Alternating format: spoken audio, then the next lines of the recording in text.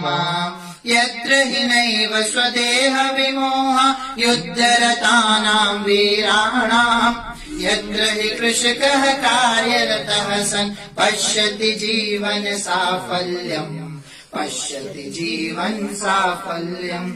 जीवन लक्ष्यम् न हि धन पदवी यत्र च परशिव पद सेवा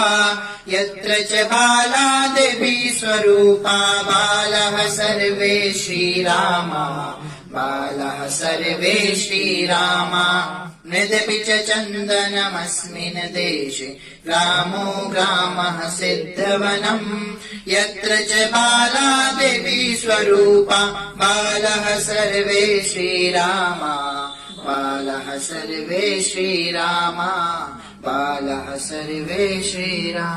धन्यवादः सर्वेभ्यो।